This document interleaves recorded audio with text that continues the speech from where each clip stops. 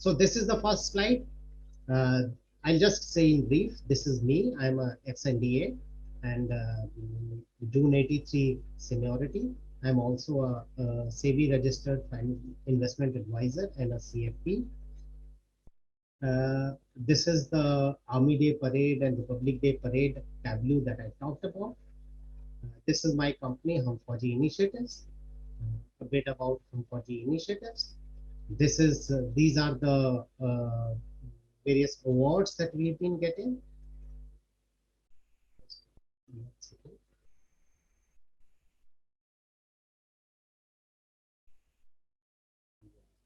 I'll keep the chat going as well.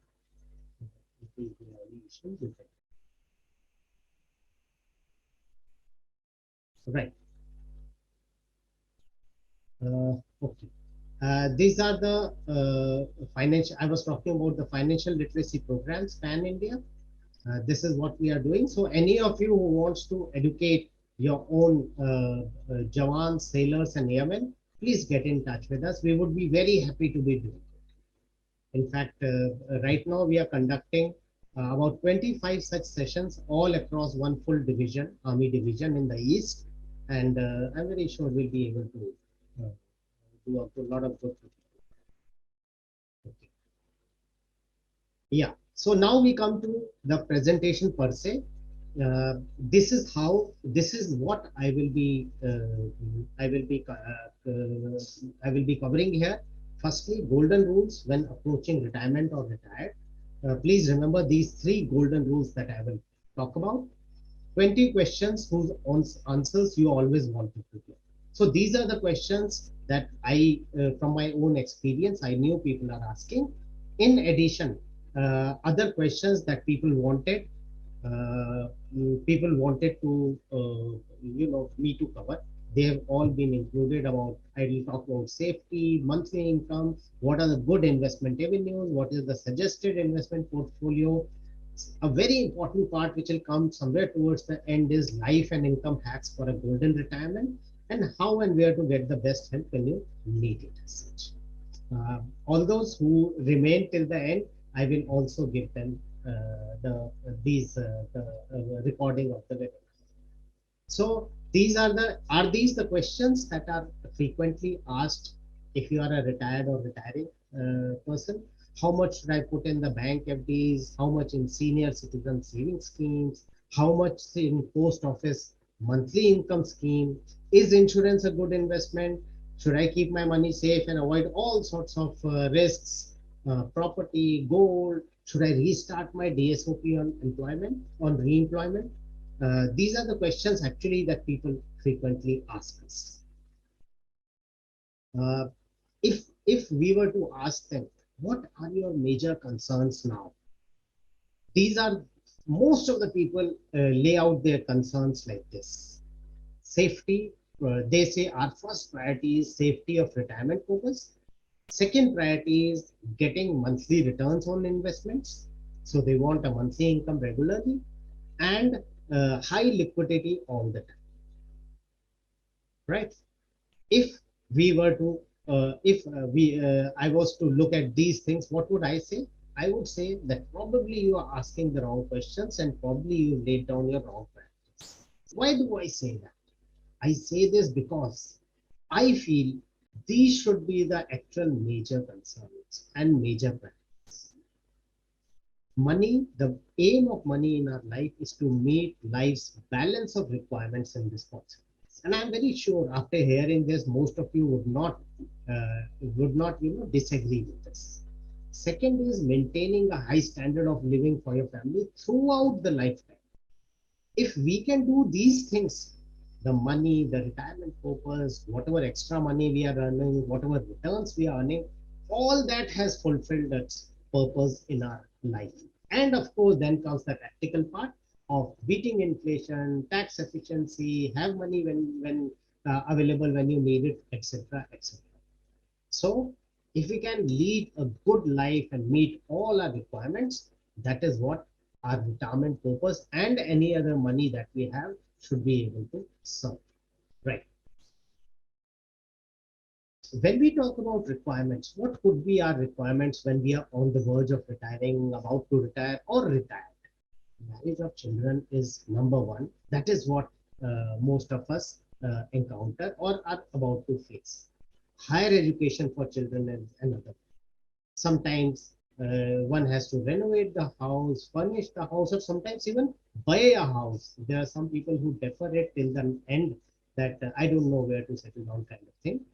Then, of course, comes the lifestyle kind of things, like good domestic vacations each year, international vacations also, what I would say, pick up life, purchasing a new car and changing it every 8 to 10 years. And then, of course, there are other things which are very, very, peculiar to everybody. There are lots of people who would like to pursue their own passions. Passion could be anything: traveling, rock climbing, mountain climbing, or huge amount of charity, helping others. Those kind of things are there. Changing or buying goods and gadgets, helping a relative. There are plenty of officers who say, now that my own children are settled, well settled, I would like to take care of, let's say, my brother's daughter, or my or somebody else's son, or something like that, or helping them lead a better life by financially helping them. Charity. Lots of officers want to do that. For example, just about last month, we had an officer who said, my sole aim in life, with my all everything else settled, is to open and run a school in my village. So there could be so many things you would be wanting to do. Okay. Now we come to those three golden rules that I talked about. First is inflation. This is a golden rule. Not that there is anybody who doesn't know, but what are the implications of inflation? Like, we know that last this month, May, the WPI, that means wholesale price index, has skyrocketed by 15%. Never ever, I have not seen a WPI wholesale price index going up by 15%. Or even our level of inflation is in the range of 8%, 8.5%. Now, these are very high inflation. What is the meaning of this word called inflation? On an average in India, the inflation has been about 5.5%, 6%.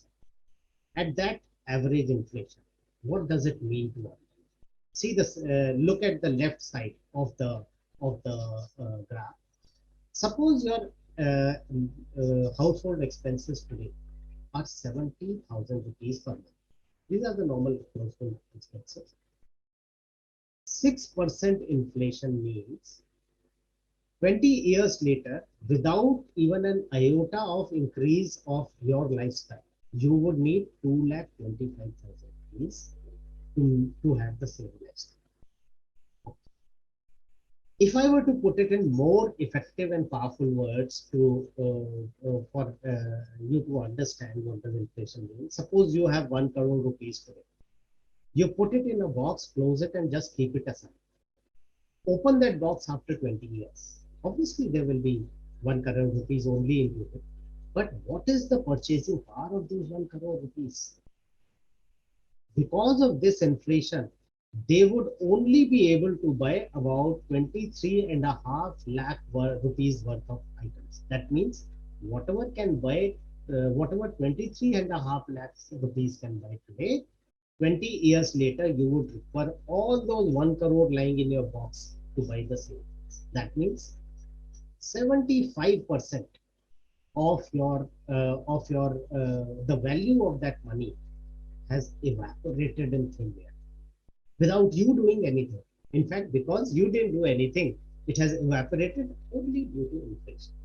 So, catering for inflation is one of the very, very basic things that one has to do. So, what I've written at the bottom, we need to beat inflation through intelligent investing. If we put it in things which do not beat inflation, then our money will be like this. Its actual real value will become like this. Look at this. Do you relate to this?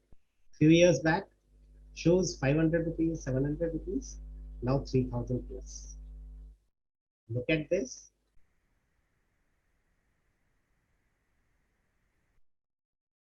Look at this.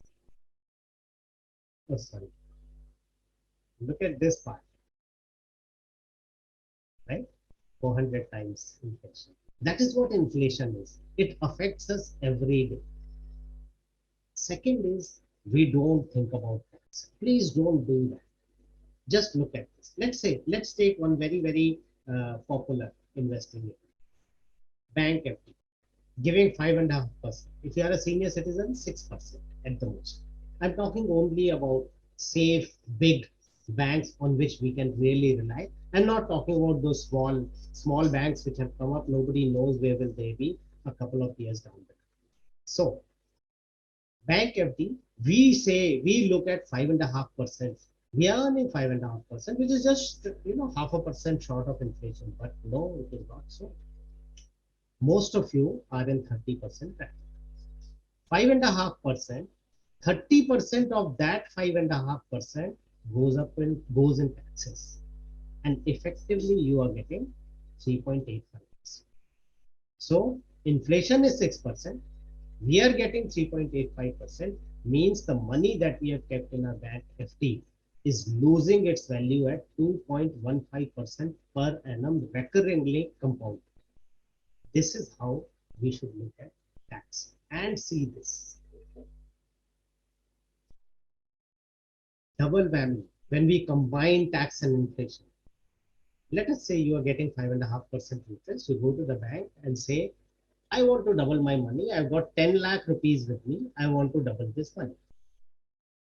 The bank manager says, definitely we'll give you 5.5% and you'll be able to double it in 13 years. Okay, fine. What happens after these 13 years? You will definitely receive 10 into 2, 20 lakh rupees. But at just 5.5% inflation, I'm not even talking about 6% inflation.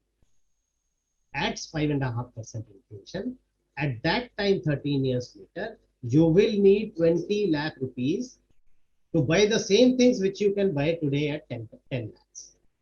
Has your money increased? No. It is stagnant. And when we take into the account the tax also that you would have paid, during this period, you would have paid a tax of 3,09,000.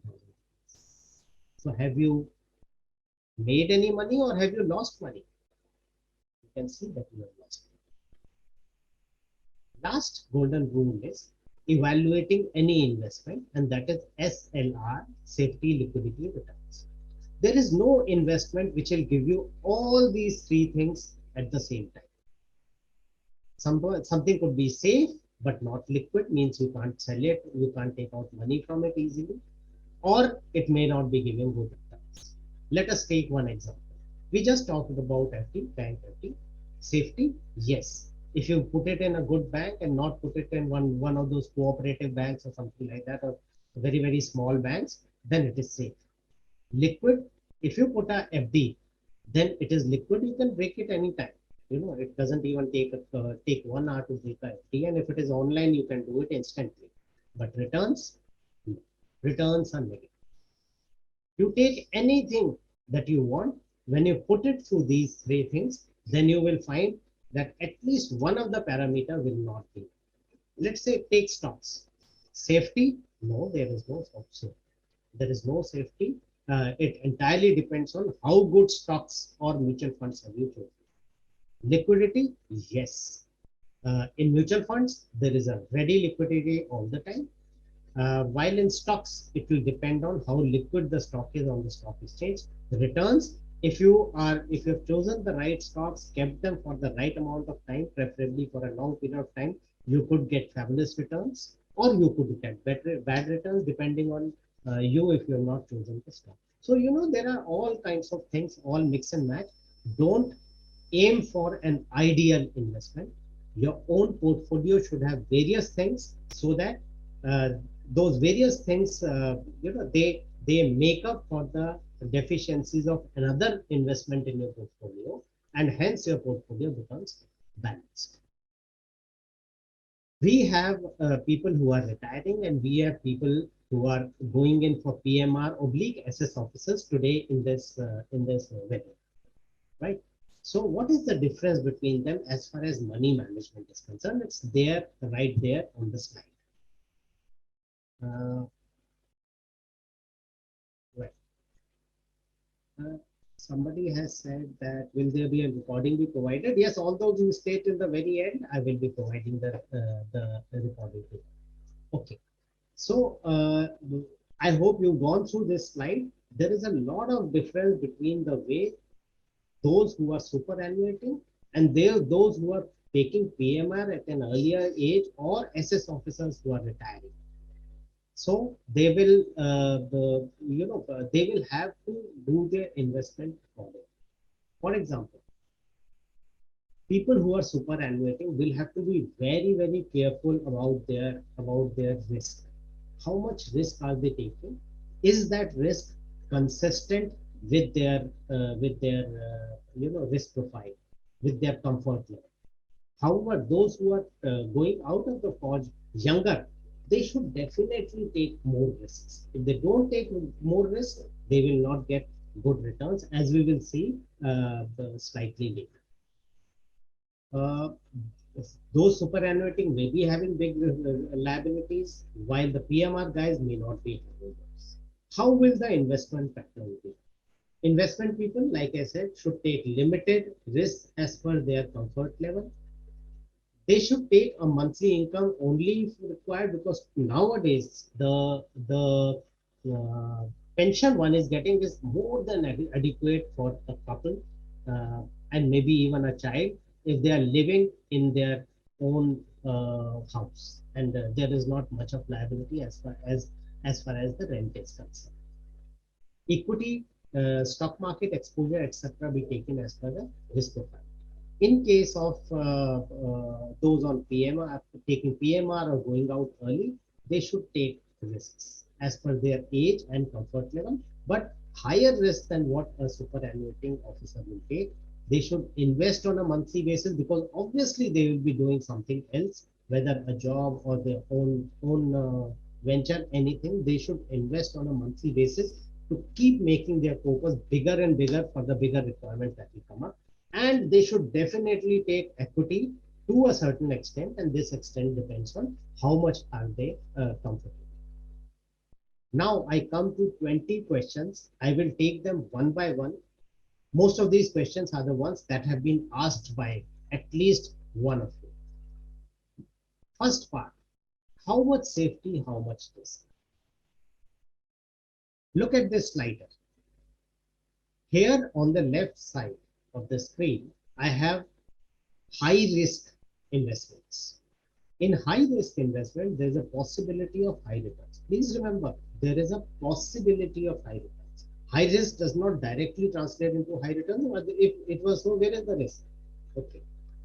On the right side, on the other end of this slide, is high safety.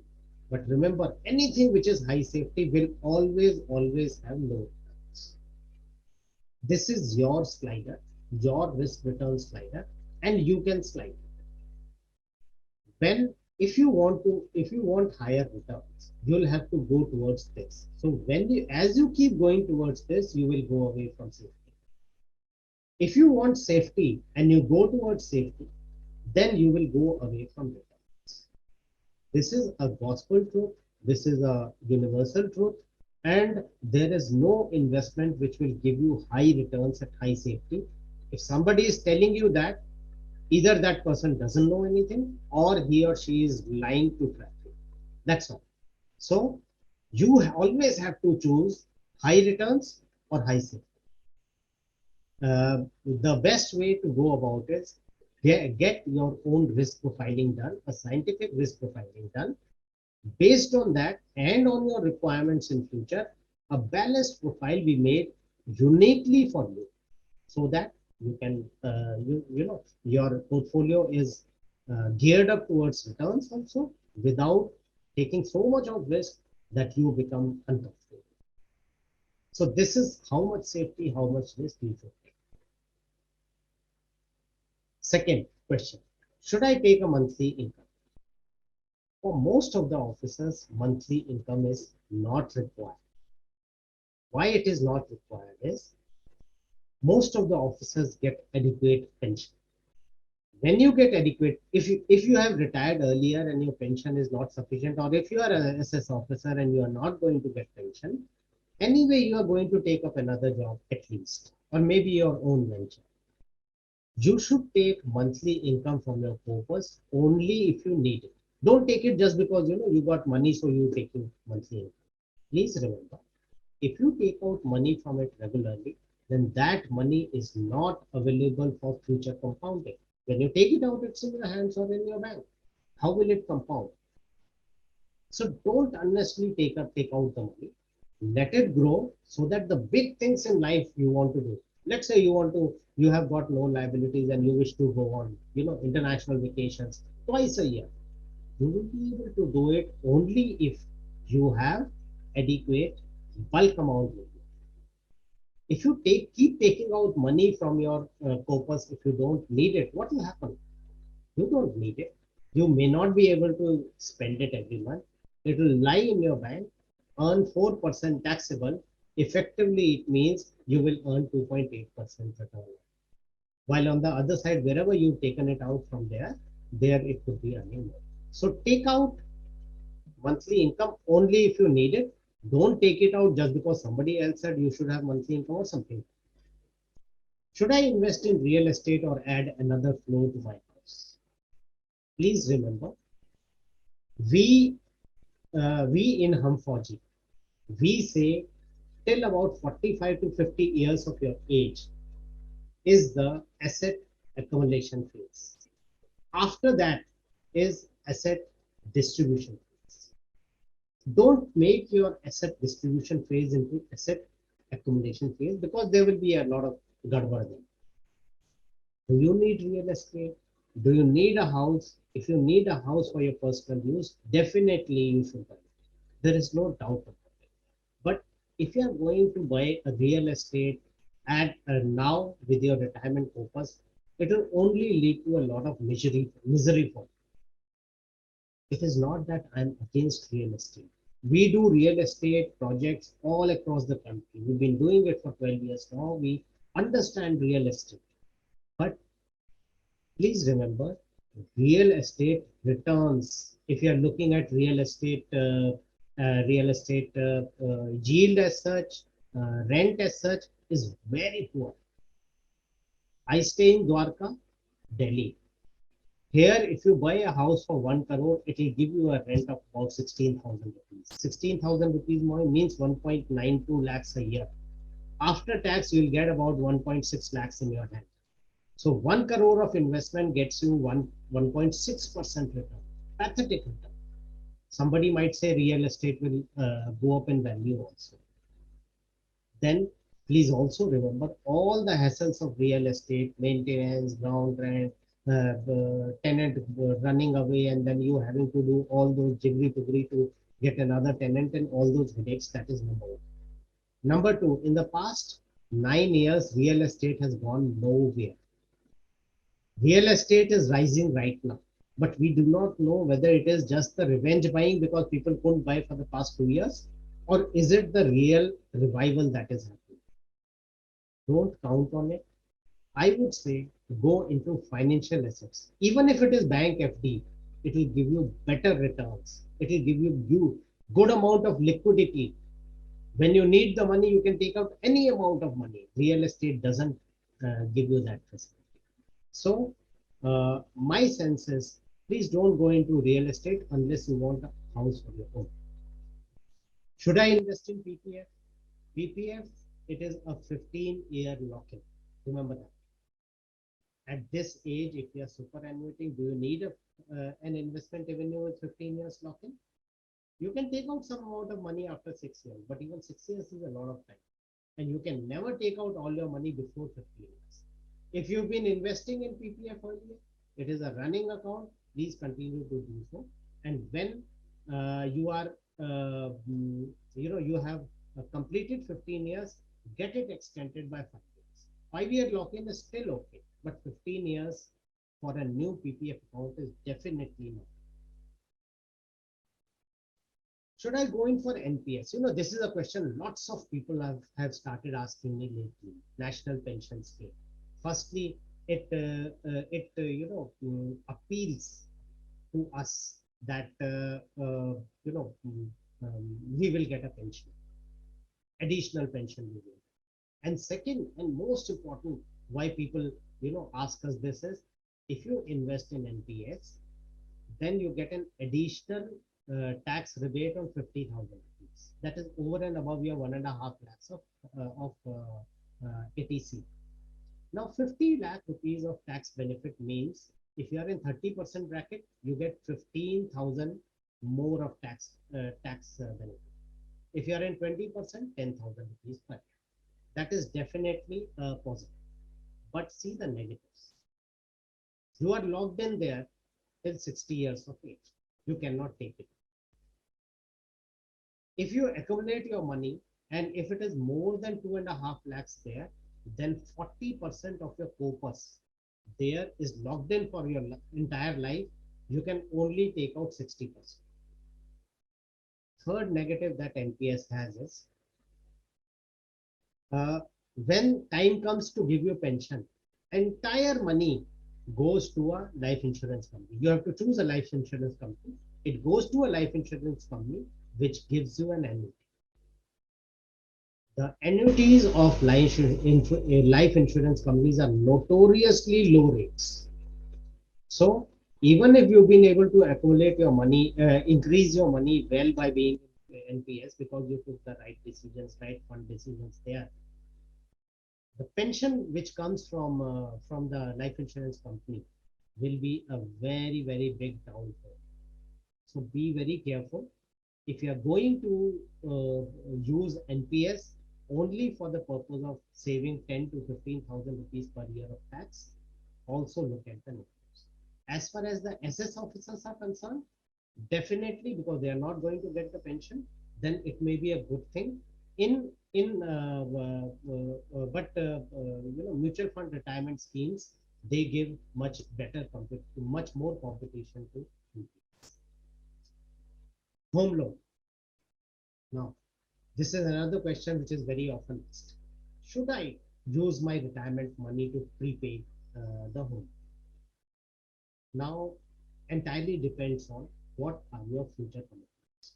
Let's say you got 1.5 crores of your retirement and you've got a 50 lakh of home loan. If you prepay the entire,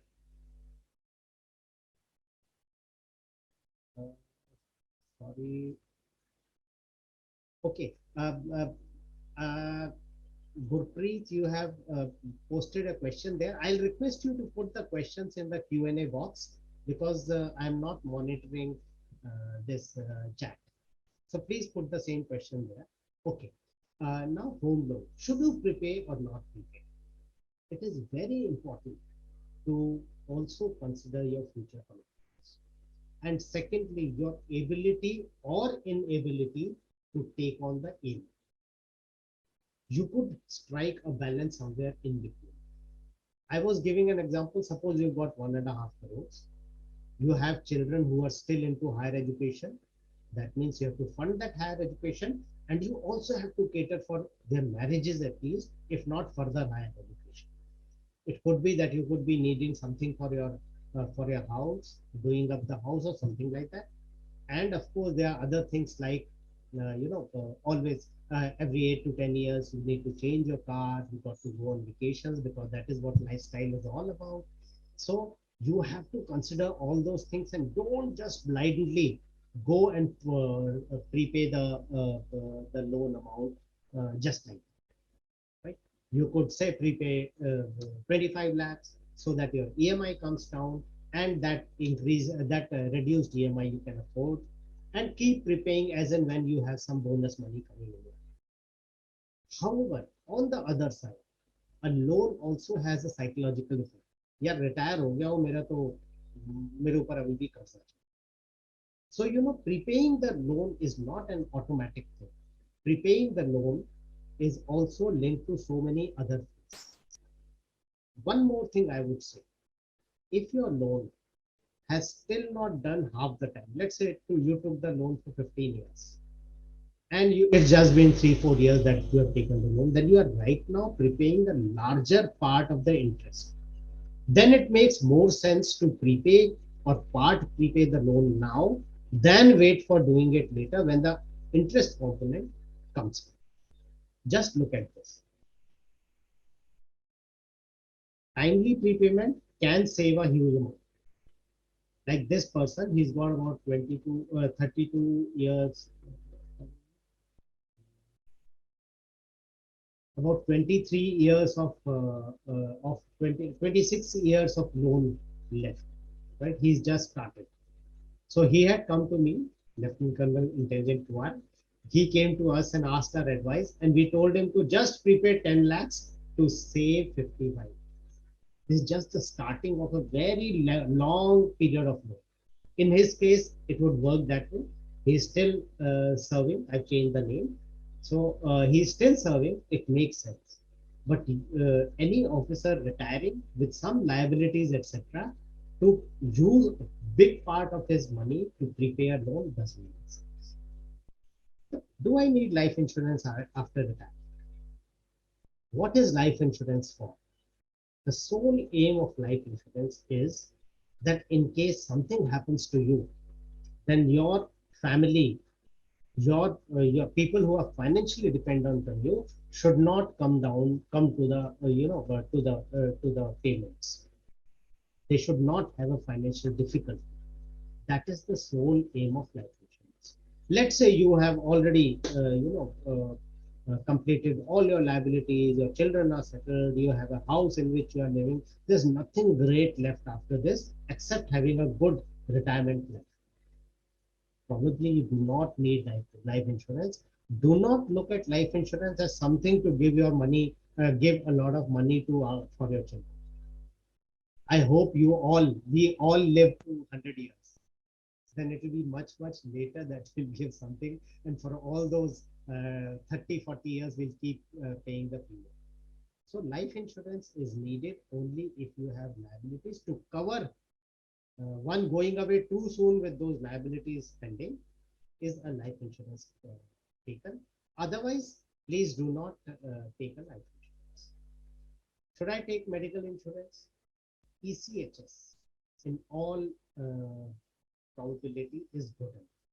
For most of us, ECHS is good enough. Of course, there are lots of changes going on there. There are some problems in some places, and of course, those problems are compounded by the WhatsApp forwards that keep going. I have used ECHS. I found nothing, no problems. Some people would have found problems, especially when hospitalization exercise involved, and ECHS is undergoing a change. But still, for most of the people who used ECHS, I have asked them, they found it. However, still, if you feel no, ECHS is not for me for whatever reason, then you can go in for a medical insurance. When you go in for medical insurance, please remember a couple of things. Firstly, medical insurance has no OPD component. You can't have a bad cold or fever and go for medical insurance. It doesn't work that way. Medical insurance is only for serious diseases, most of which require hospitalization. There are a couple of them where without hospitalization, like let's say cataract. Earlier, it used to require hospitalization. Earlier, it used to require hospitalization, but now it doesn't require. However, it is still, medically reimbursed. So those kind of things, medical insurance only comes into play when a hospitalization is required, right? Uh, in other insurances, life insurance we've already talked about. A house, our home is one of our most expensive acquisitions. Please do not forget to insure. Land cannot be insured, but your building complete structure and the valuables inside can be insured, and they can be insured for as long as 10 years at a time. And the home insurance and valuable insurance typically is very cheap.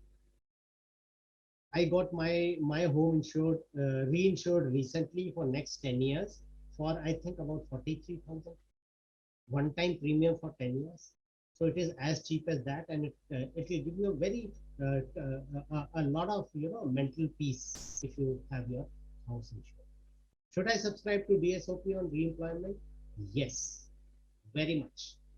Please go ahead with it, but due to the change of taxation laws, do not put in more than 41,000 rupees per annum. If you put it more than that, it will be taxed. After taxation, the entire, the attractiveness of DSOPs.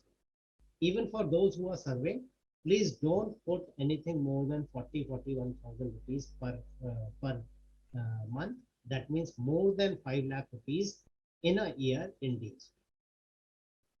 Taxation of retirement purpose and pension. You get 5 types of monies on retirement as written in front of you.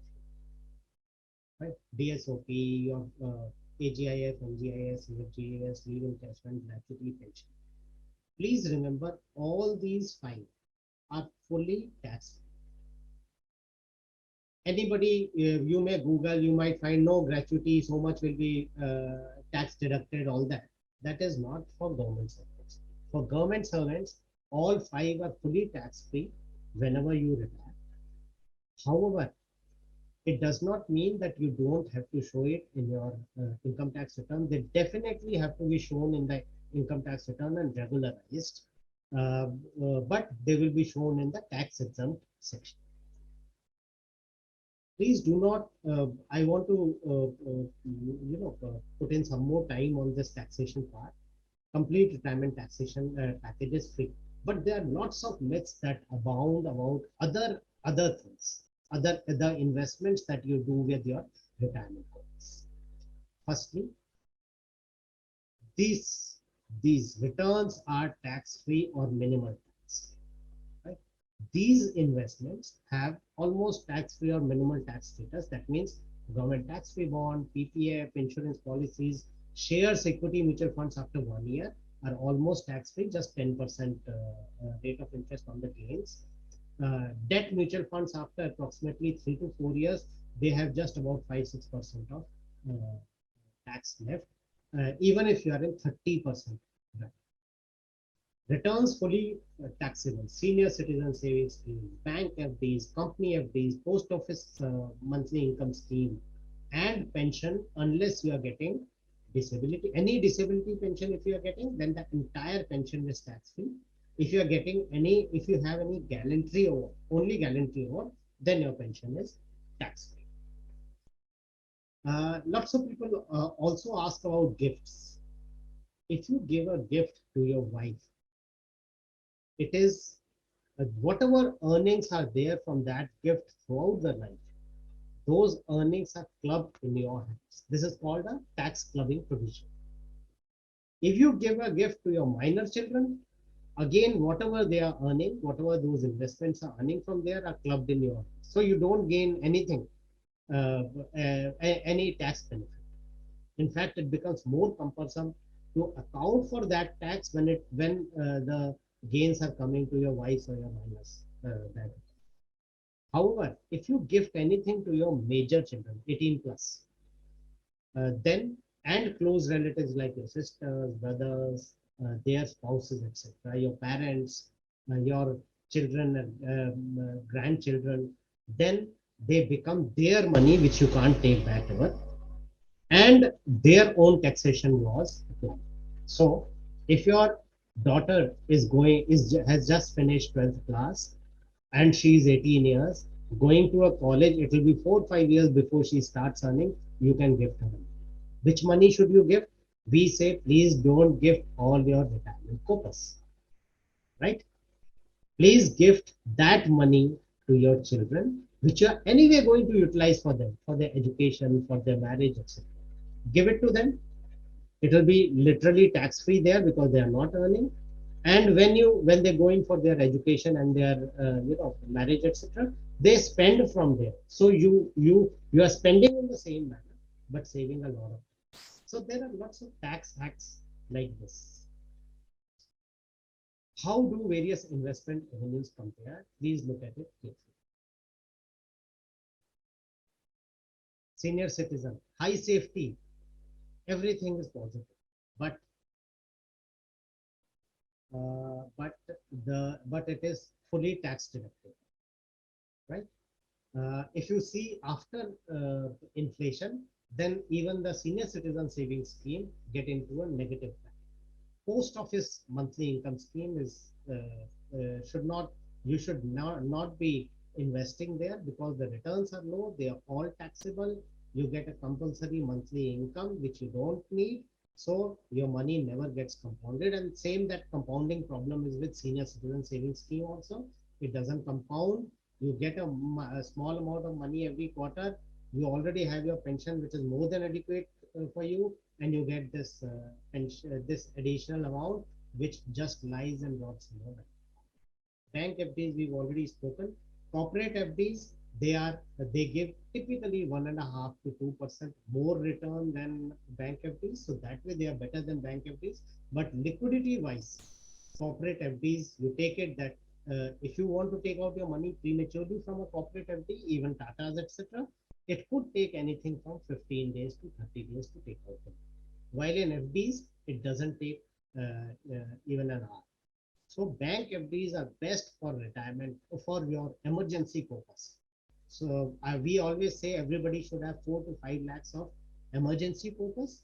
So that purpose is the one that that emergency money, emergency fund should go into bank accounts, not at one go, but please make 4 5 FDs of 1 lakh each. That is how bank FDs. Nothing more should be in bank FD because it doesn't really earn. Equity mutual funds, equity and equity mutual funds. For most of the people, it is very difficult to manage stock markets, stocks, shares directly. You could get tips, you could get, some other expert telling you that buy this and sell this, but please don't rely on it because they may tell you in spurts. If you listen to CNBC, ET Now, and those things, they will always tell you to buy, but never tell you to sell. How can anybody do that? The best way to get into equity for most of the people is equity mutual funds. You should always do it. Please don't think I'm retired, I should not go into any risk at all. It doesn't work that way. It works best if you have some amount of equity that will take away, that will counterbalance the low returns that you will get in the safer alternatives. Debt mutual funds, again, for the safe kind of investment, these are very good alternatives. And if you go with 3 years plus kind of perspective, then you will be surprised that the tax that you will save will be huge compared to bank FDs, corporate FDs, senior citizen, post office monthly income scheme, etc. You will save almost 80% of the tax if you go into debt mutual funds, while still having a liquidity, almost instant liquidity of 3 to 4 days. Government bonds, perpetual bonds, tax-free bonds, these are very specialized kind of things. If you don't understand them, then please take the advice from somebody who knows it well to be able to understand, to be able to buy them. Don't just go ahead and buy perpetual bonds or tax-free bonds because they have the word tax-free. The returns are low there, and after accounting for tax, they come to the same thing as almost the same thing as corporate. Life insurance for investment, absolute no. Don't touch it at all. Never ever take life insurance for investment. It will just, be a good retirement avenue for the agent who has sold it to you. For you, it will be money literally burnt. Then I'm talking about the stock market here. Stock market. These are the kind of things that that perplex somebody who's not used to it. However, in spite of these, ups and downs, the stock market has been going up. Just look at this. In 20 years, only Nifty, not even active investment in mutual funds, not even active investment in stocks. In 20 years, Nifty has given 14.74% compounded annual growth rate. Can you imagine that? And with past 20 years, largely tax-free returns, growing at the rate of compounded 14.7%. 15 years, slightly lesser because of this huge dip here, and 15 years accounted when the market was on a high at this time. Still, it is 9.55% compounded annual growth rate. 10 years, 12.5% compounded annual growth rate. And even in 5 years, when there is this huge dip of last year, even after this huge dip, it is 11.5% compounded. Please remember, no other investment revenue will give it to you like this. But also remember, stock market could erode your wealth if done without knowledge, or if you don't have the knowledge or the time to get that knowledge, then please take advice from somebody. If you do it yourself and go and start buying direct stocks, or start doing FNO, that is futures and options, derivatives kind of things, then you could really, have a big run on your money. Second thing is, never get into the stock markets with a perspective of less than 5 years. You will find a lot of people saying, oh, I made 5,000 rupees today and 10,000 rupees yesterday, but they will not tell you what they are losing. Nobody wants to say that I'm a loser. So they will only tell you the stories where they are winning. In stock market, direct stock portfolio, let me tell you, a very good portfolio is the one where 50% of the stocks are performing. For most of the people, 20 to 30% stocks are performing. And a well-performing portfolio typically has 40% of the stocks performing. So if you've taken 10 stocks, 4 of them will perform, 6 will not. This is usual. But those 4, if chosen correctly, they will, take your entire portfolio ahead. So to avoid all this confusion, mutual funds is the best way to go on. Other products, how good, how bad. Products never to be taken. Again saying, don't take insurance for investment. If you need insurance, only term insurance plan and nothing else. Portfolio management scheme, unless you fully understand it, please don't go in for it, because they take very concentrated bets, and winners keep rotating all the time in PMS industry. There are hundreds of PMSs. Winner of today will be languishing somewhere at the bottom next year. That is how PMSs work, because they are taking very concentrated bets. If the bets play out, great. If the bets don't play out, relax.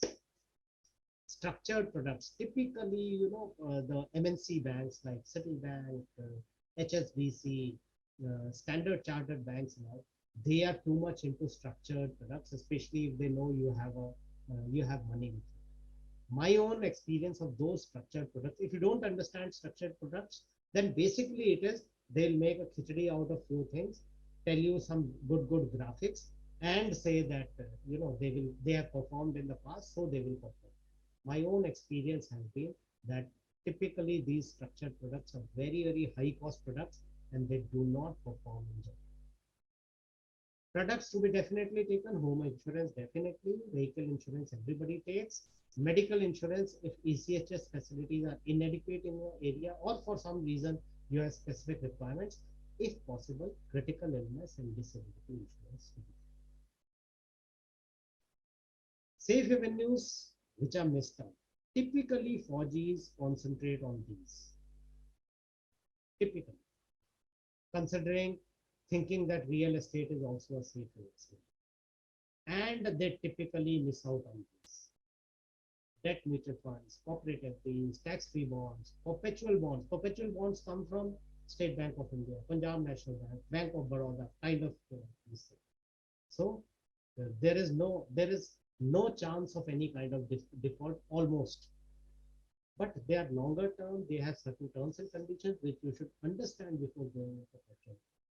Good corporate bonds, if you go in for that, they'll give you very good returns. For example, There is recently a Tata Finance FD had opened.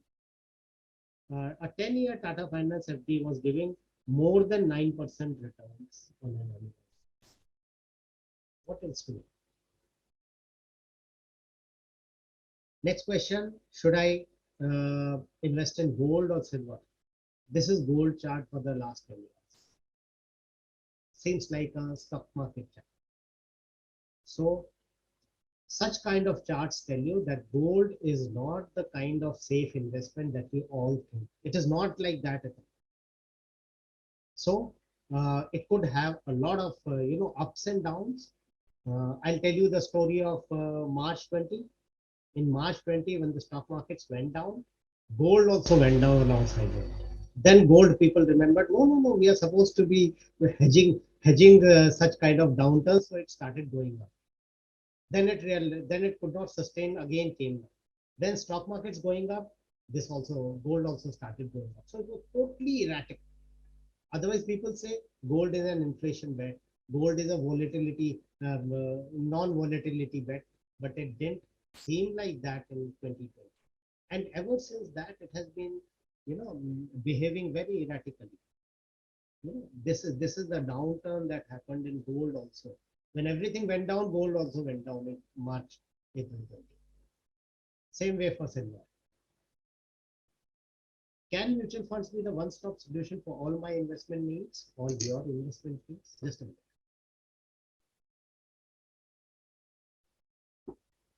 How mutual funds work? This is how mutual funds work. You are here as an investor. There are about 45 mutual fund companies.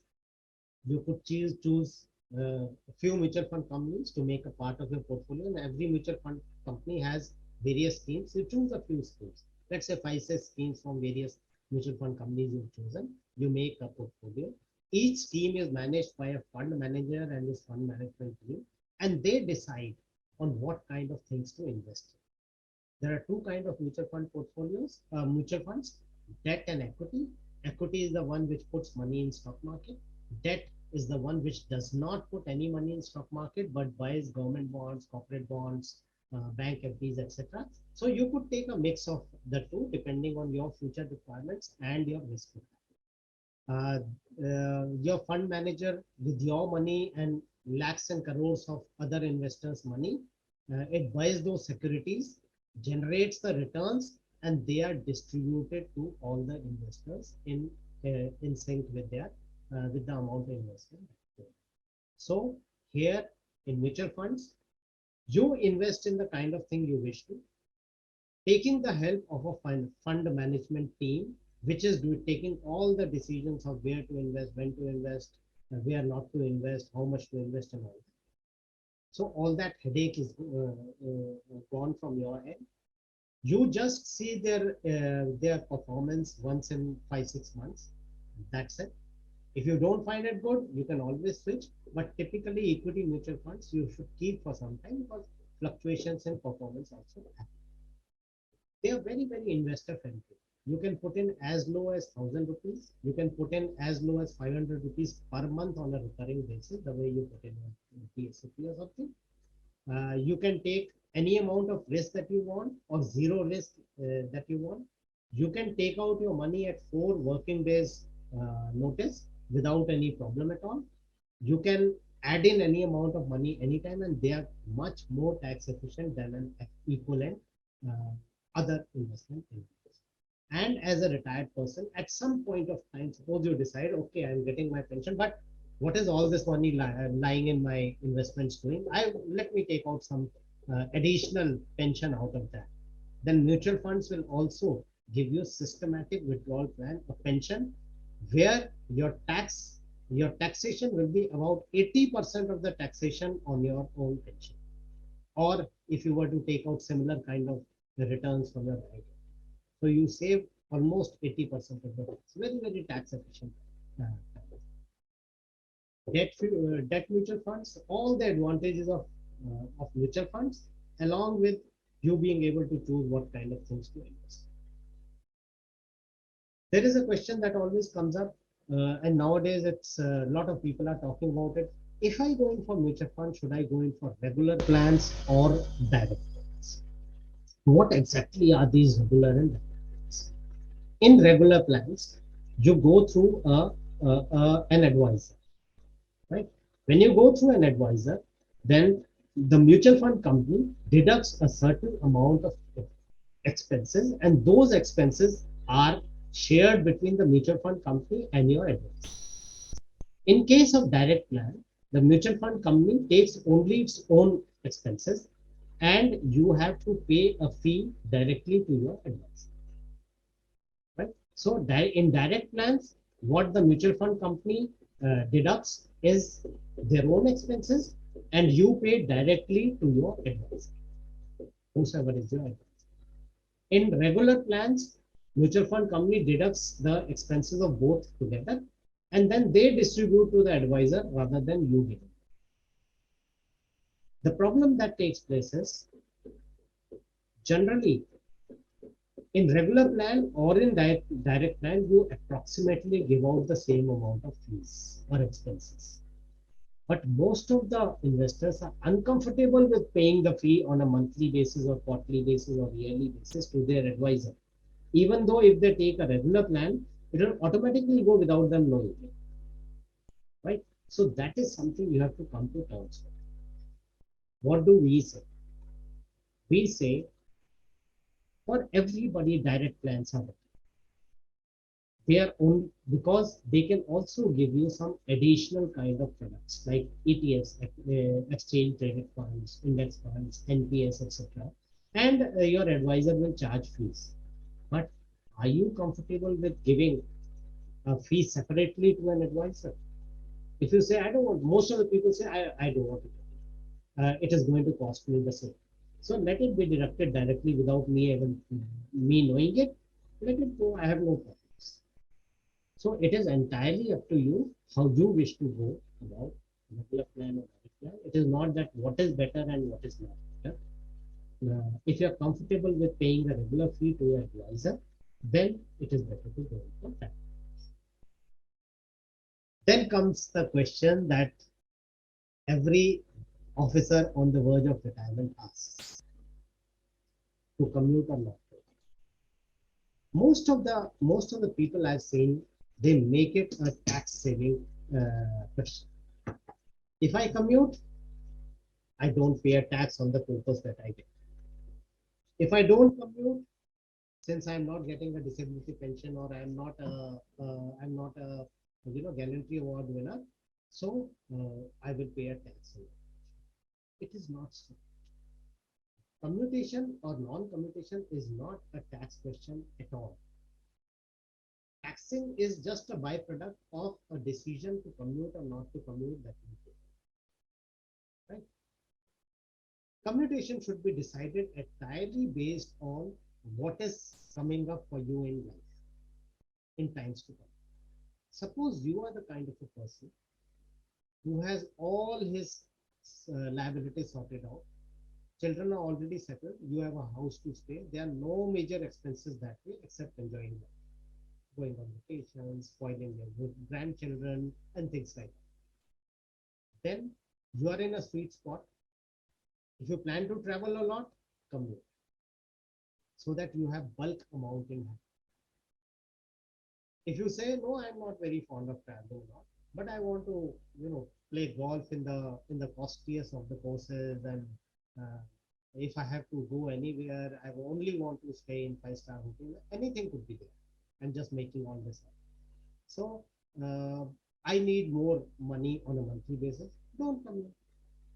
And if you say थोड़ा money चाहिए, थोड़ा ज़्यादा पैसा हाथ में चाहिए, then commute, let's say not 50%, commute 25%.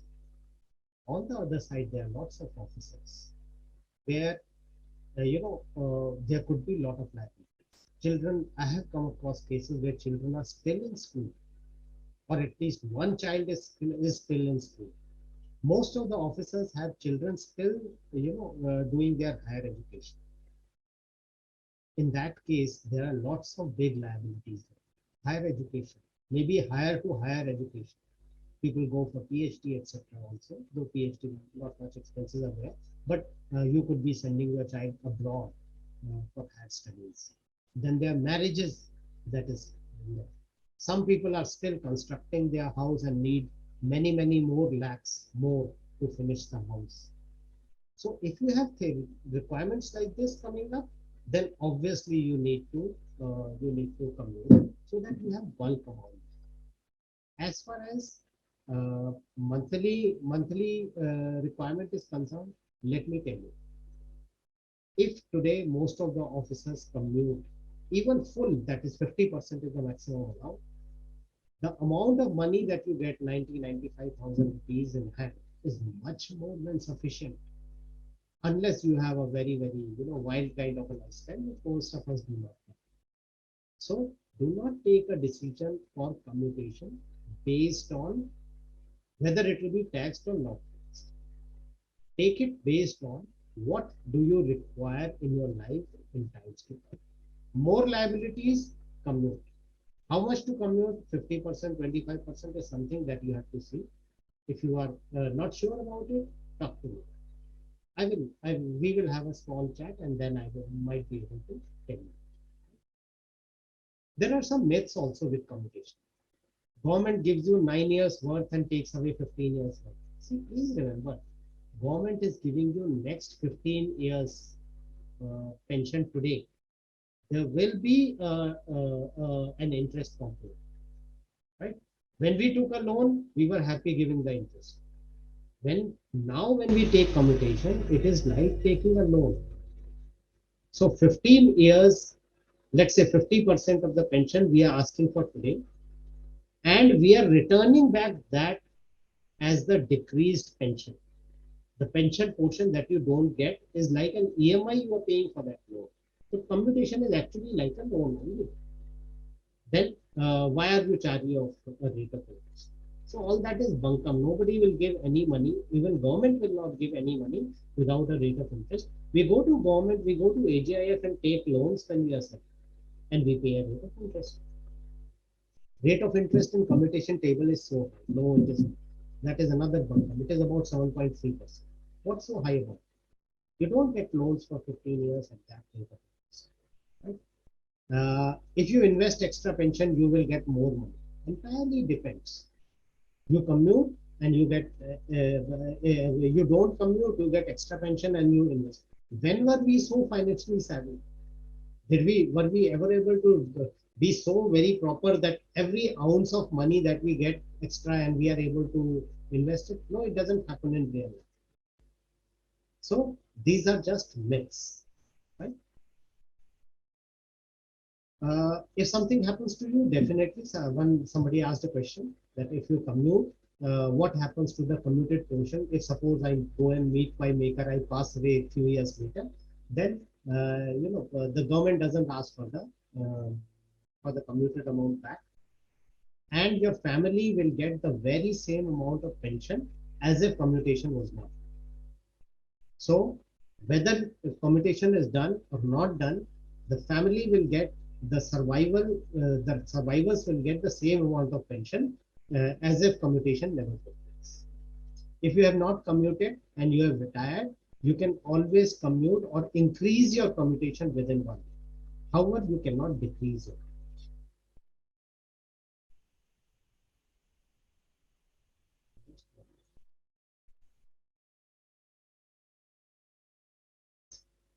Some other questions which came to me later. So income planning is not opting for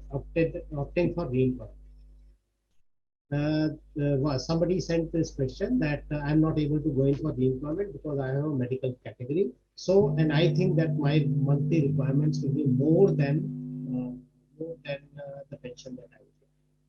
I would recommend you to go in for mutual funds, a good balanced kind of portfolio as per your risk assessment, and then take the extra amount as systematic withdrawal.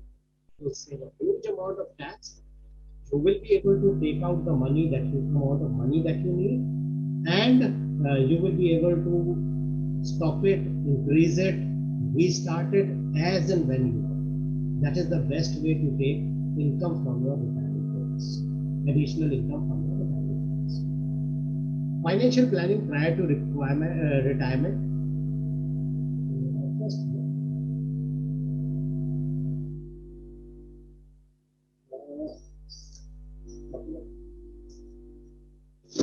couple of people are complaining about I don't know, others are not, so I take it that it will be some individual connection. Okay. Financial planning prior to retirement. 2 3 years to go. You need to plan very, very carefully. It is an ideal time if you are planning now with 2 3 years to go. It is not merely about what will you do later after retirement. If you have 2 3 years, definitely plan to go to corporate. Build up your competencies, what the CV street requires. It is if you're going for reemployment, and only the army guys get reemployment. It is still 58.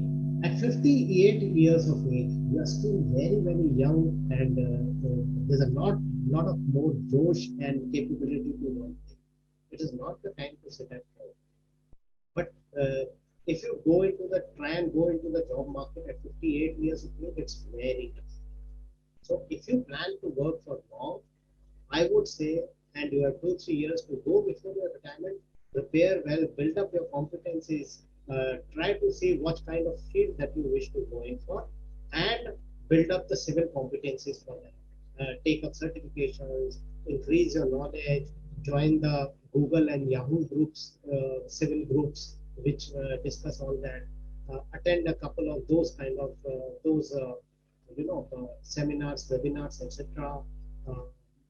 Also subscribe to periodicals to build up your CV street knowledge on that particular subject. As far as financial planning part is concerned, uh, build up your knowledge, because your life's biggest amount of money for most of the people is going to come in your hands. I have seen people literally, very, very scared with that money. Even in the retirement seminar that I took no, this week itself. Uh, People ask me, uh, all the money will come and it will come to my bank account. Until I invested, it will keep lying there. What if somebody, swindles it? There are so many scams going on.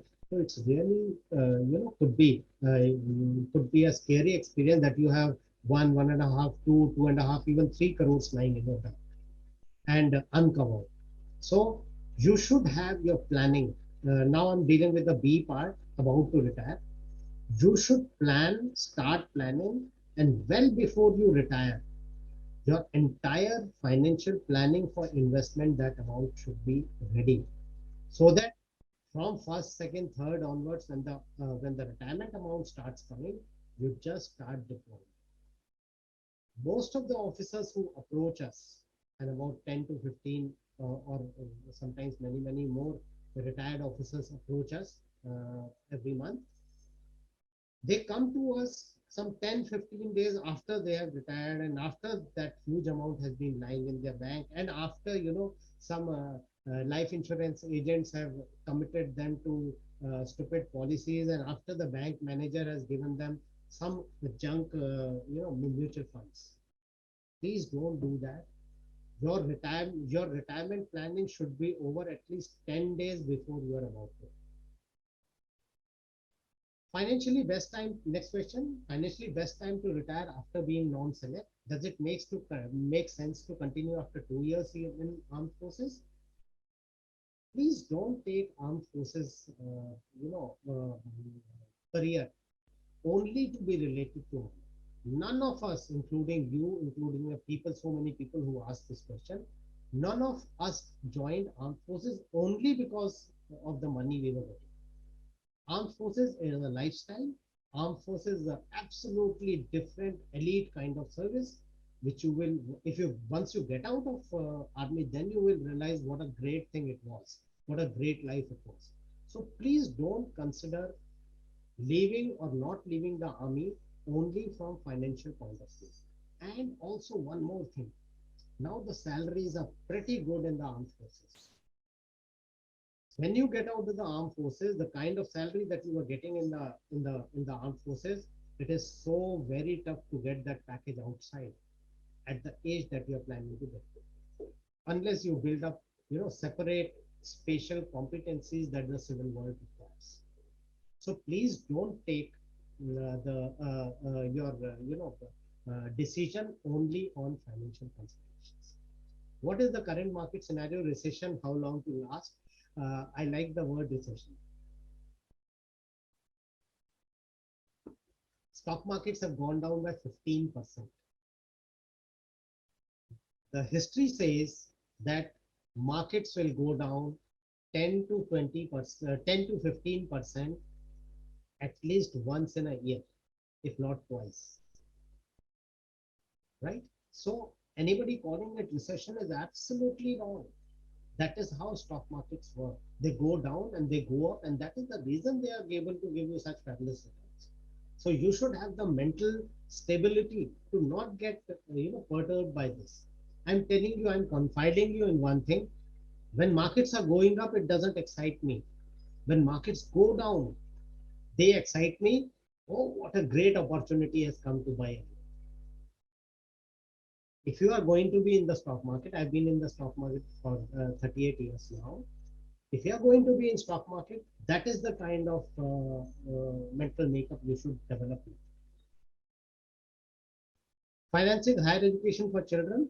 Only this word was left, was written there in the question, but I take it that the actual question was whether you should take a loan for it or finance from your own. Now it entirely depends on your own mental makeup.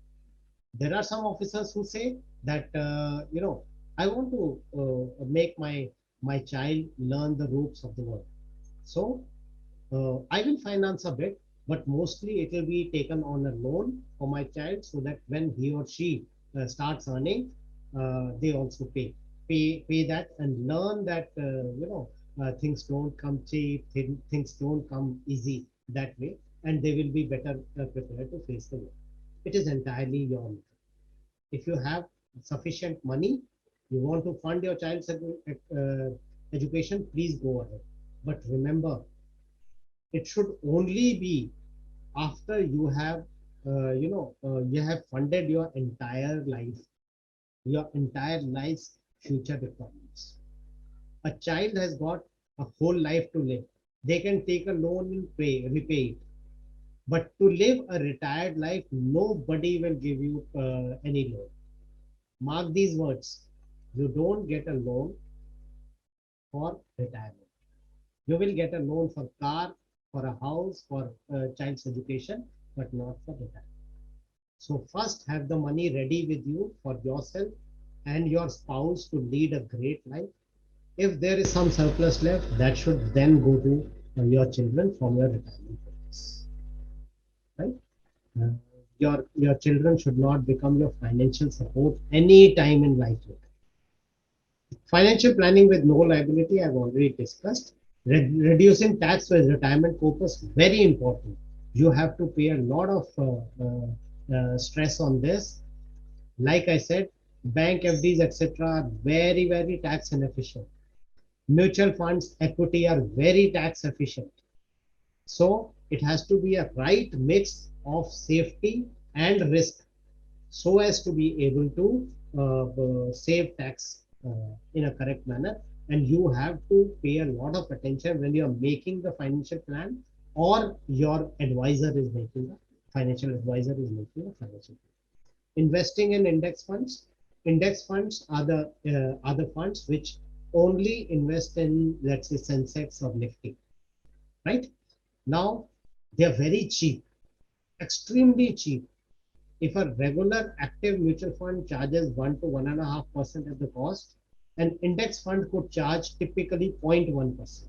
So you save a lot of expenses. But please remember, there are a few myths associated with index funds. Number one, index funds are safe. Myth number one. Index funds is market. So market goes down, index fund goes down, market goes up, index fund goes down. So it has the 100% risk of the stock market index. Number two, Index funds will only give you return as the market. Index funds have got no capability to outperform the market because of the way they are constituted. So please remember, an active fund, a good active fund will outperform the market, may outperform the market, but an index fund will never outperform them. Third, an index fund is a safety is a safe fund to go in. Like I said, it will be as volatile as the stock market, not even an iota less. Okay. Interest rate increase. Should we get out of debt funds? If you get out of debt funds, if you are in a debt fund, means you have gone for safety. If you get out of debt fund, where will you go? You'll go to a bank FD. Okay, interest rates are increasing there. That is why you are going to bank FD. If you are in the right debt fund, ultra short term fund, low duration fund, then when the interest rates increase, the overall interest rate in ultra short and debt low duration funds will also increase. And if you keep your money there for 3 years, there will be no tax deducted till then. And if you take it out after 3 years, then the taxation will be 80% less than at least. Overall, you will save a huge amount of money in tax. So, for safe investment, you have got nowhere to hide right now. The general market rates are down. What will you do? Either you take more risk, and you take FDs of, let's say, DLF, real estate companies and things like that, where there's a lot of risk involved. If you want to be safe, then debt funds are great to go ahead. Don't get perturbed. When the stock markets are down, we ride it out by just staying put. Same way, when the rate increases come, just stay put, close your eyes, do something else. Re-employment versus civil employment, I think I'll skip this. And the last question, which I like, is somebody asked, when should you stop investing? It is something like asking, when should you stop eating your food? When should you stop traveling? When should you stop enjoying life? As long as you need money, you should invest. As long as you have aspirations for future, you should.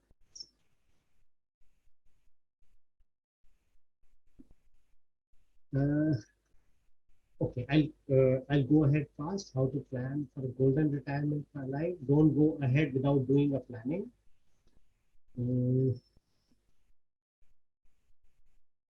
I'll skip a few, right? Yeah, this is an important one. How do I plan my investments? This is what most of the officers do, because they pay a lot of stress on safety without realizing that if you take 100% safety, then your returns will be average after tax return will be coming like this, 3.8%. If you don't take any risk at all, your money will lose its value. If the inflation is 6% and your money is earning 3.8%, that means your money is losing its value at the rate of 2.2% compounded every. This is what I suggest. Senior Citizen Savings Scheme, I am also retired. I never took it, but I know that this scheme is the highest interest paying scheme of all the government schemes. So with 15 lakhs, all those who do wish to take it, okay, this is good. Don't put a lot of money here. Only emergency fund of 4 to 5 lakhs. You will not have an emergency more than this. If you have, you also have a credit card. If you are invested in mutual funds, within 4 days, 3 to 4 days, you can take out your money. If it is in a liquid fund, 1 day you can take out your money. Then going for company FDs, government bonds, tax-free bonds, and perpetual bonds, but with knowledge. Make a cocktail out of them, a good cocktail, and you will be able to earn fairly good, 5% after tax kind of. Debt mutual fund, on an average, on a 3 years period, typically they give about 6% or so. Equity mutual fund, I have written very conservatively, in the long run, 10%. ELS is equity linked savings scheme, which are the mutual fund tax saving schemes. or PPF where you can't invest more than 1.5 lakhs annually. However, please remember that while I have projected this slide, I don't recommend it for you to just take it and start investing, because your life is different, your own requirements are different, your own perceptions are different, your own needs are different. So please use this as a template, general template, but please make a portfolio of your own. Don't forget the will. Shortly, maybe next month or next to next month, we'll be doing an intensive series of webinars from an expert uh, on succession plan. Will, trust deed, gift deed, power of attorneys, nominations, etc. will be part of it, because we as a company saw a huge amount of disruption taking place in people's life. We also lost about 12 of our investors to COVID. And in spite of us telling them again and again and sending them, formats of will, etc., few of them never made a will, and it created huge amount of disruption in the lives of the family. Even right now, in case of one family, everything is stuck because of some legal issue. So we will have this webinar. Why we are not? We'll have this series of webinars. Why we are not able to have it is because those guys are asking for a lot of money. We are negotiating, but we will definitely do it. We are almost close to sealing the deal. Final do's and don'ts. Please read through.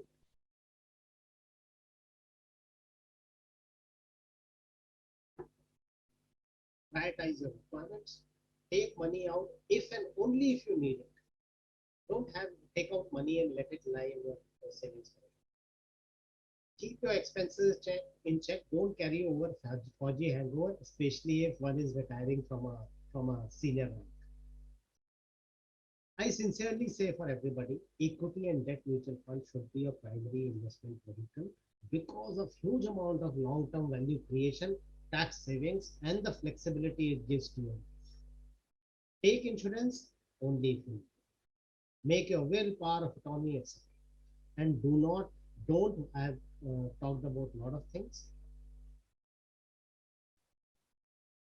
Stock markets with little or no knowledge. Last month, we had one officer come to us, lost 1 crore, not 1 lakh, not 10 lakh, 1 crore of his money to F&O, futures and options in stock market, because he saw a few YouTube videos. He attended a couple of 99 rupees wala webinars and thought that he could do it. We told him this is wrong and this is the long way that we will take, and this is the kind of returns you can expect. He probably found it very less returns because his expectations were high. So he didn't come back to us. I don't know what's he doing with the balance of his. Free advice, nothing ever is free in the world. 99 rupees webinars don't work. Free is generally the most expensive.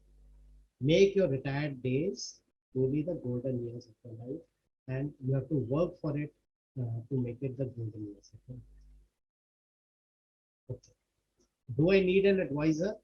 Most of the people think that an advisor is the one that gives you the highest returns. It is not so.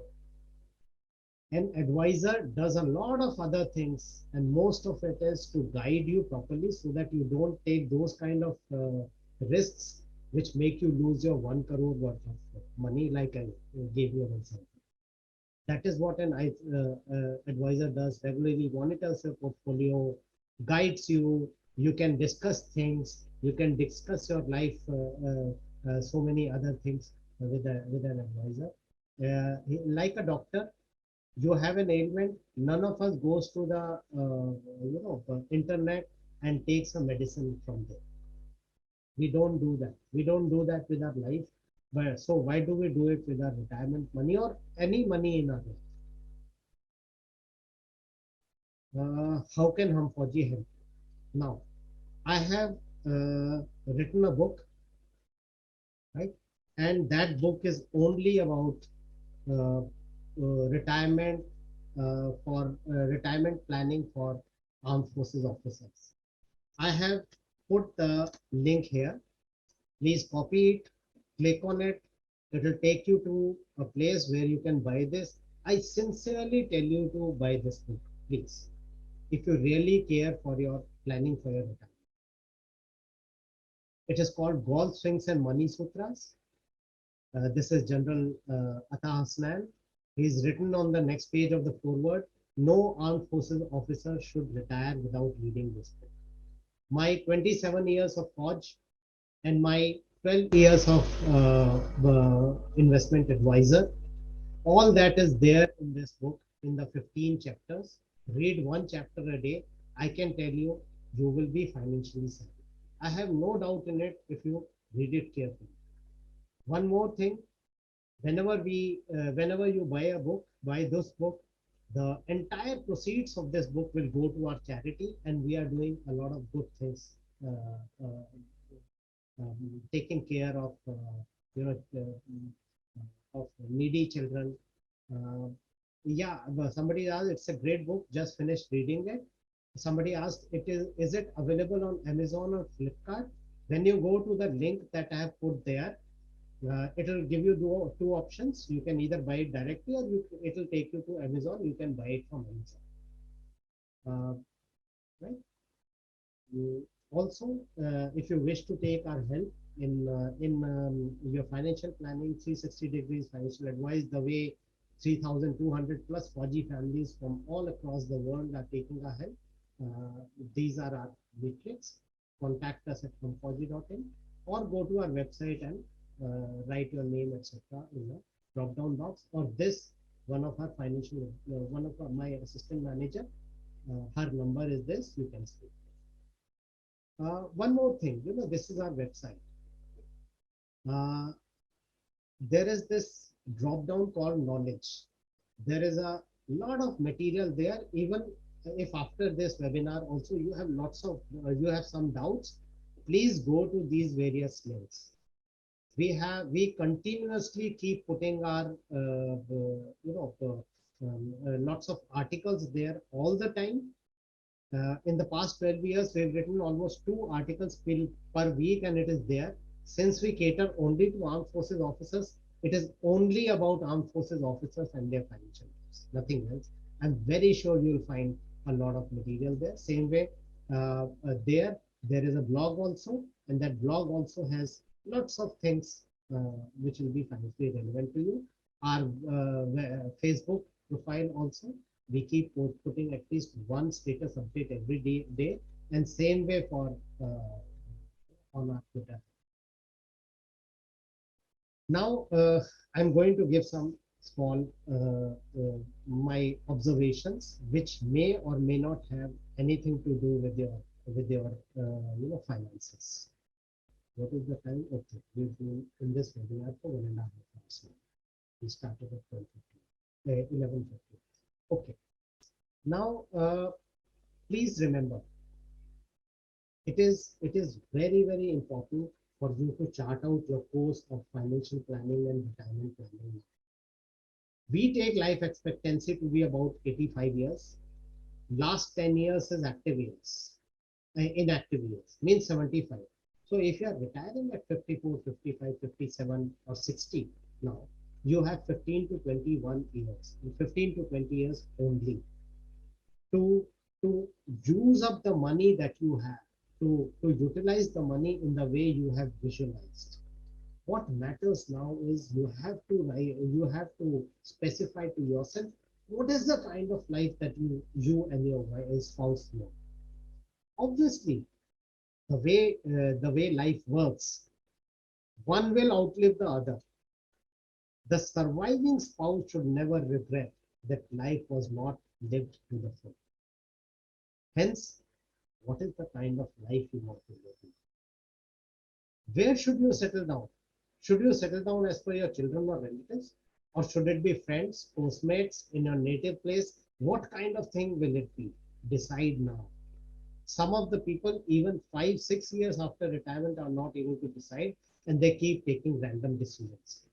What should be your children's role in your life? You are not to be, please remember, you are not to be their ATM and they are not to be your retirement. It doesn't work that way. Where will your children be? You don't know. Will you like to be there? You don't know. Chart out your own life rather than basing all your life on your children. Should you leave a house to for each for your children? If you can, good. But please remember, if it is going to affect your lifestyle, if out of your retirement corpus a major part is allocated to that, it is not worth it. We've given the best to our children. We've given the best of education to our children. They're very capable of standing on their own feet. The way we all stood, right? If you give them a house, let's say in Delhi, and they don't know where will they settle down, it might become a huge problem for them. Of the 12 of our investors who passed away, two of them have children who are settled abroad. I received a call from one of the one daughter. She said, Papa has left us a house, one in Gurgaon and one in Nashik. I don't know what to do with it. I'm serving in a company. I can't come to do any kind of transaction. The broker tells me that once I come there, I'll have to sign some this thing. Then 1.5 months later, again the whole deal has to be done. And I don't know whether the broker is giving me a good deal or not. As such, I'm not interested in those houses at all. See, this is how children feel. Even if your children are not going abroad, they are within India. Who knows? You are leaving them a house in, let's say, Pune, and they are going to settle down in Chandigarh, or they are going to settle down in Kolkata. Who knows? Or in Pune. Then managing that house will become a headache for them. Our children are not very fond of houses now. They are not very fond of properties now. They are fond of a good lifestyle. They want to pick up life. They want to have a good life and also save sufficient to continue having that life. Okay? Please think about these aspects.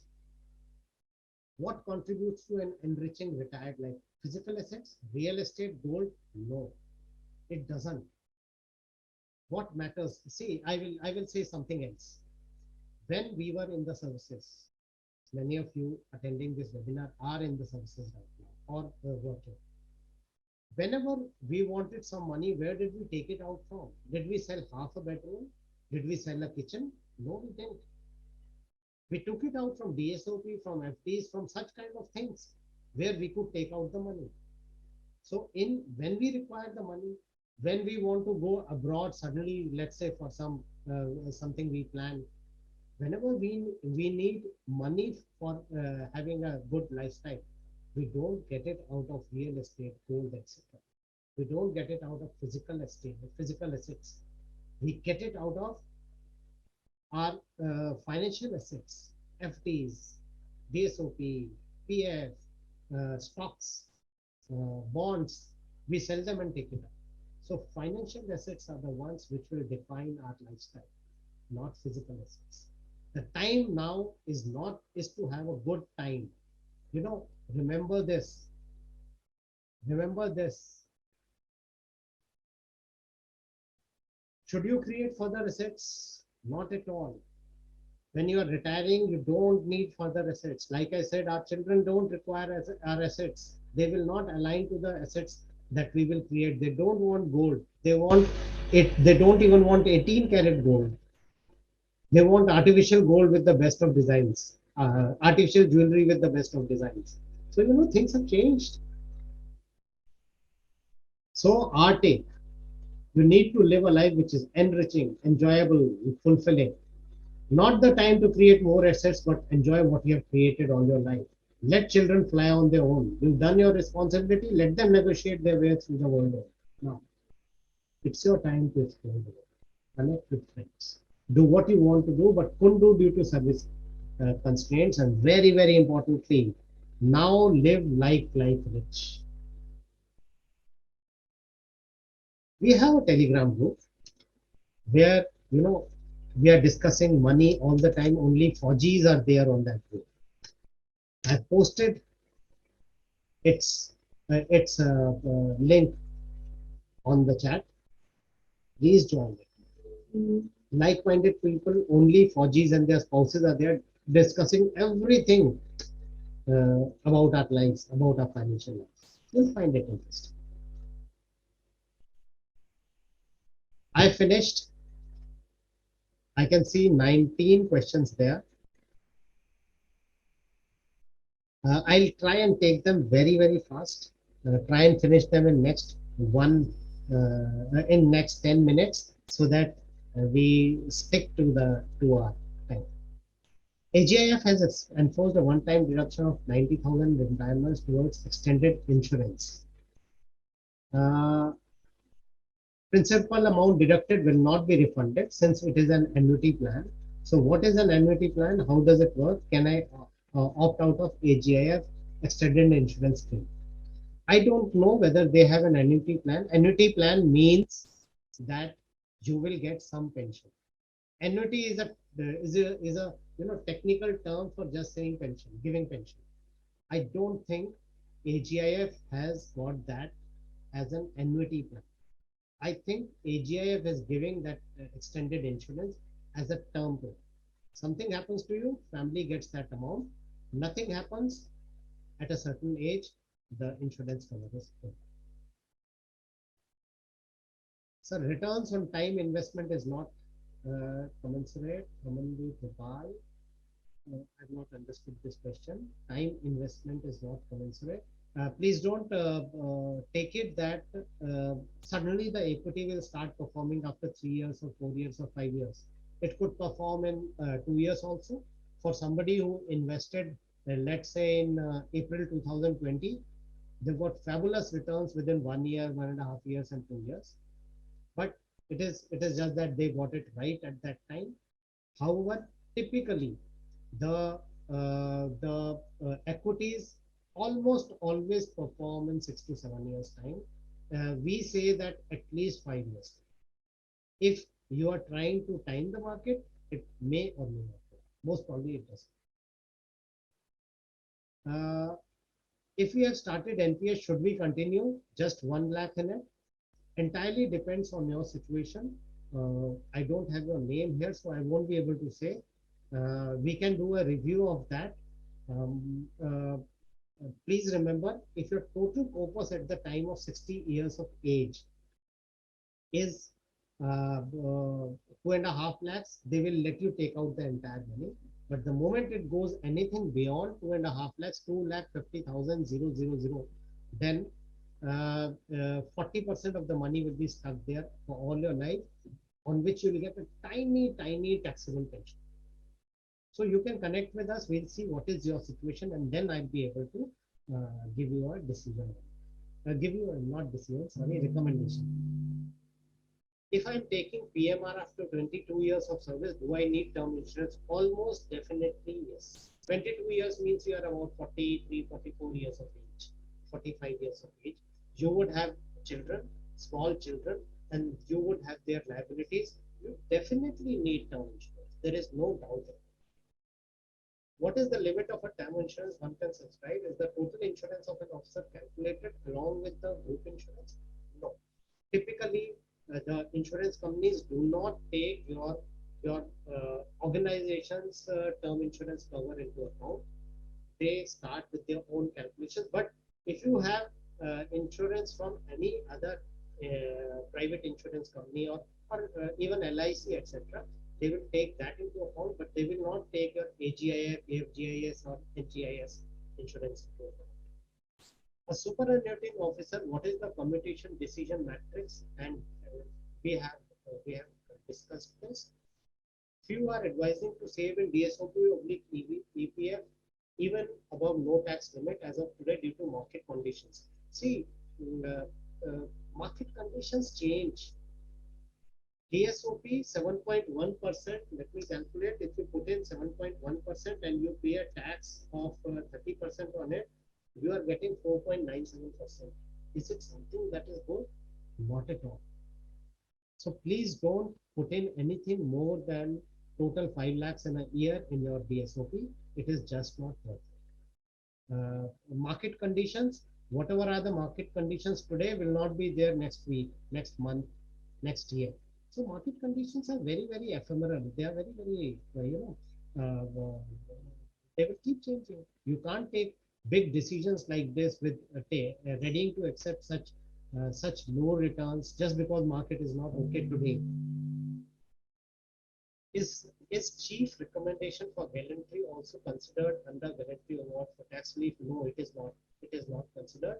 It has to be the if you just Google the exact gallantry awards that are applicable, it is given out, and they are typically in the uh, Sena Medal or Vayu Sena Medal or No Sena Medal gallantry upwards. Nothing below. So Kanya Samriddhi, very good scheme.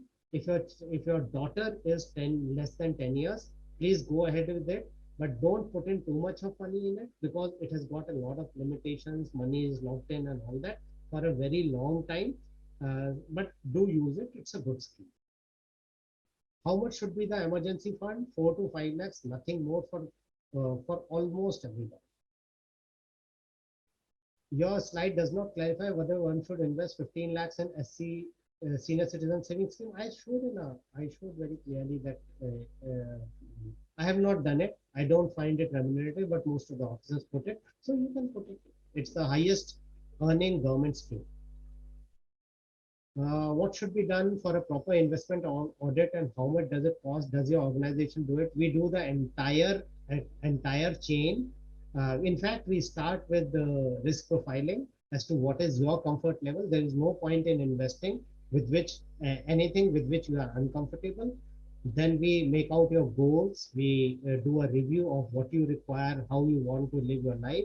Then we review your all the current investments and fit them into the goal-based plan, and we give you additional investments recommendation. This is a slightly longish thing, but it's a sure-footed kind of thing. Ideal commute ratio after 20 to 25 years, I've dealt with it in detail.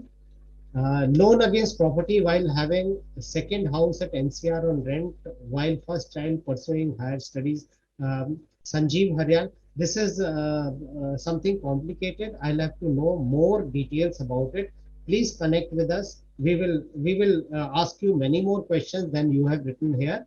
It will be wrong on my part to give you some recommendation by saying only this, but loan against property, try and avoid. Still, if you wish, you can talk to us. What is the process to join your organization as an investor? Just go to our website. A drop-down box will come. Fill in your details, and that's it. We'll get in touch with you. Investment in debt fund. Is it advisable to invest in newer or newly launched debt fund over already established debt fund? Not at all. In spite of however good it may sound, always invest in mutual funds with a laid down track record. Nobody knows how well it will perform, and in debt funds, if you take out your money, whatever gains you made for 3 years, within a period of 3 years, they are fully taxable against your as per your tax plan. So you have to be rather more careful about debt funds. In case of equity funds, the taxation is half or less than half of it. What is your organization's charges on handling one's portfolio? Entirely depends on whether you come to us for regular plan or direct plan. Direct plan, we have a fee which could range from anything from 0.8 to 1% on in direct portfolio. If you are going ahead with us for regular plans, then we charge one time 2,000 rupees and nothing more, because in regular plans we get a commission from the company, which is adequate for us. We don't need anything else from you. Should we open separate bank account for investment or should continue with pension bank account? See, this is entirely your personal call. There are some people who like to keep things separately, separate baskets for everything. I, for one, I want everything to be seen at one place, so I have only one bank. There are no merits or demerits in this. It is entirely as per your convenience. It doesn't matter how you are doing it, what you find better. What to keep in mind while selecting term insurance and medical insurance? Term insurance, it should be a good company. Remember, term insurance payment will come when you are not at work. So your family should not suffer. Don't entirely go by the premium. उसका 100 रुपए ज्यादा है, इसका 100 रुपए कम है, it doesn't matter at all. Going for a company which is large, very big company, typically where the Indian company is the predominant company. For example, ICICI Prudential. Prudential is a US company. It has got a minority stake holding. So ICICI is bigger. With a large service, network, very good claim settlement ratio, and reputation for good service. If you were to ask my recommendations, I would say ICICI, LIC, HDFC, Bajaj Allianz, Max. These are very good companies to go for term insurance. Personally, we like ICICI because of our long-term very good experience with it. Medical insurance, similar things, but medical insurance is more localized. So if you are in, let's say Jairam, you are in Bangalore, then see which are the companies which have tie up with the kind of hospitals where you would require to go. So take medical insurance of those companies, but also go through the fine print. What is the per day amount they are allowing? What kind of rooms you will get? What is covered? What is not covered? What will be locked in for a period of time, which will not get covered, and things like that. It's a medical insurance is slightly tricky and requires a lot of due diligence. Your answer on AGI not clear. Will we get the refund of my principal contribution if nothing happens? No, you will not get. It is a term insurance. Nothing will come back to you as far as I remember. But somebody somewhere was mentioning that probably it is a refund of principal. I will not commit. I'm not very sure about this. Anybody who knows can put in there. Put in into the chat if they are more clear. Can you make a tax-free gift to parents from retirement purpose? Yes, definitely. You can give it to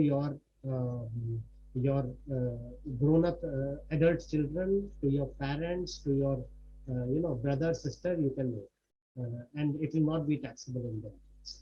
But the returns on that gift will be taxable in the returns. Is the family pension of the spouse of demise gallantry award winner also tax exempt? Entirely depends, is what I would say. I would not be an authority on this issue because I've seen both sides. Sorry, Ashok, I will not be able to answer this one. Is ITR also part of your financial planning package? ITR, we do ITR, income tax return filing every year, except last year. We did ITR filing for about 800, 900 officers. This year we have reopened it, but only for our investors.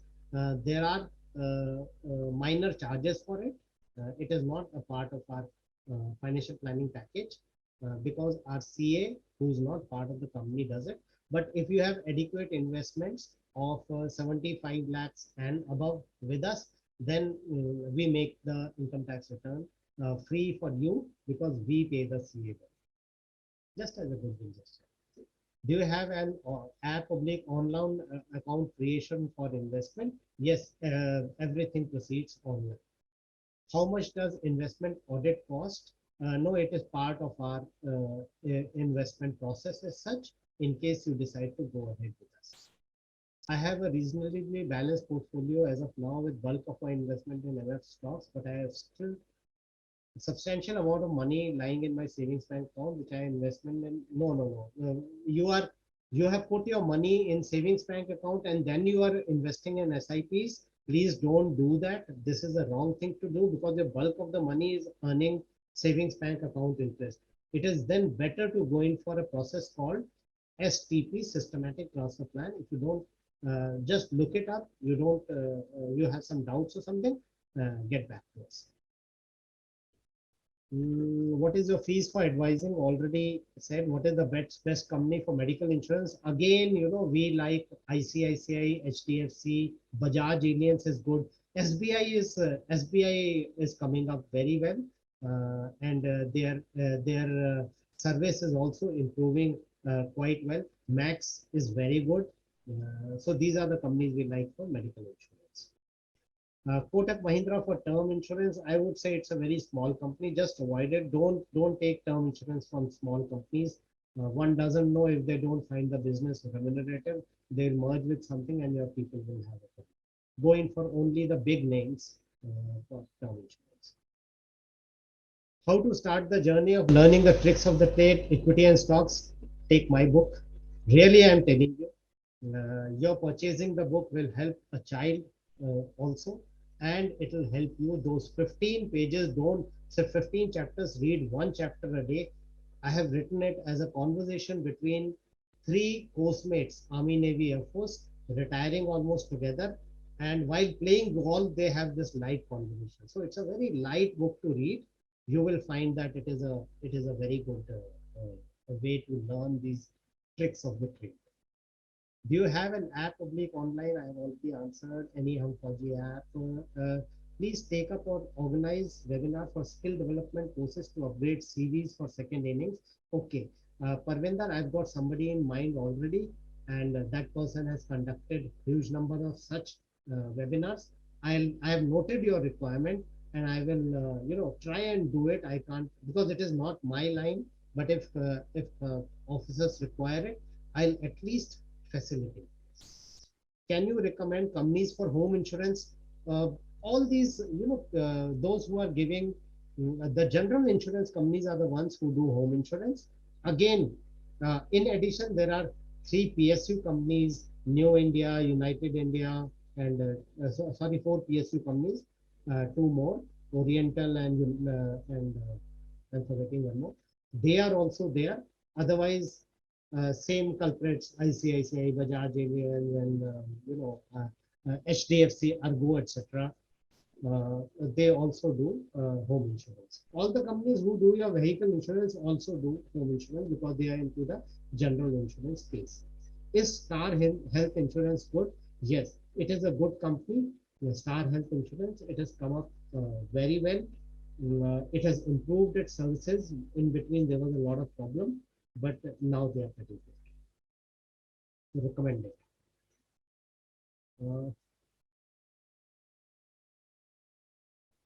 I retire on 31st December. Can you advise me on someone who can help in working out the CV?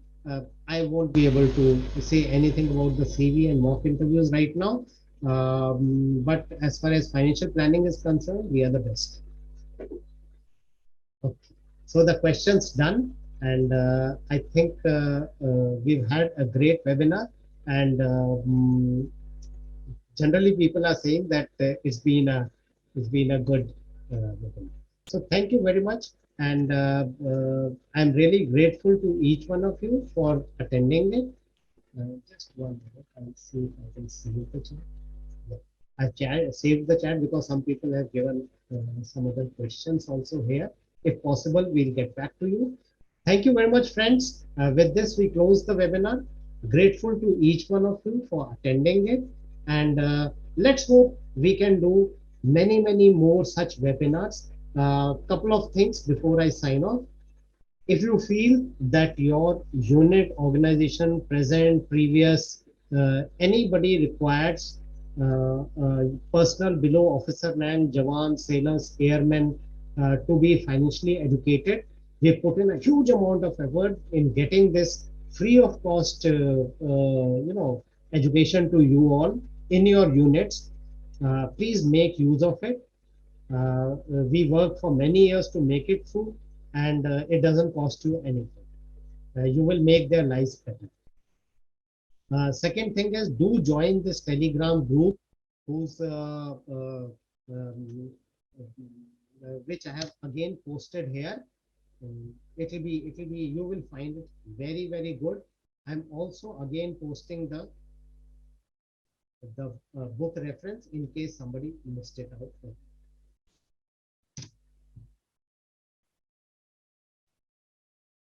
So I take it that there's nothing else right now. And with that, we close the webinar. I stop my sharing.